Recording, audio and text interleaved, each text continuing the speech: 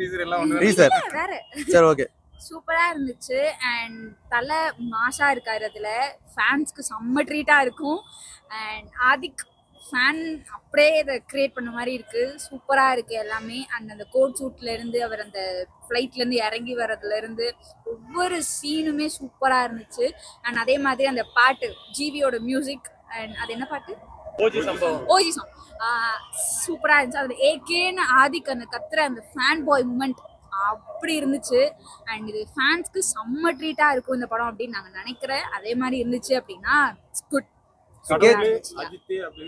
அந்த வேர்ட் நம்ம யூஸ் பண்ண கூடாதுன்னு சொல்லி ஏகேவே சொல்லியிருக்காரு. அதே மாதிரி இந்த டீசர்ல டார்க்னு ஒரு வேர்ட் வரும். அதுல ஏகே அப்படின்றது மட்டும் பிரைட்டா இருக்கும். இது ரெண்டுமே ஒரு மாதிரி டிம்மா இருக்கும். நிறைய பேர் என்ன சொல்றாங்க கேஜிஎஃப் மாதிரி படம் எடுத்து வச்சிருக்காங்கன்னு சொல்றாங்க. கேஜிஎஃப் மாதிரிலாம் இல்ல. லைக் அவரோட அந்த இப்போ விஜய்க்கு கோட் வந்துச்சுல்ல, சோ அதுல அவர் நடிச்ச ஒவ்வொரு படத்தோட சீனும் இந்த ரீமேக்கா இருந்துச்சு. அதே மாதிரிதான் இந்த படம் ஃபேன்ஸ்க்கு ஒரு ட்ரீட்டா இருக்கு. எந்த படத்துல ஜாயிண்ட் ஆச்ச மாதிரி இருக்கு?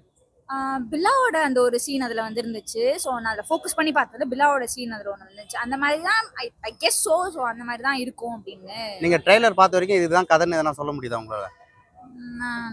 ஓகே, அந்த ட்ரைலர் என்னதான் தெரிஞ்சது உங்களுக்கு?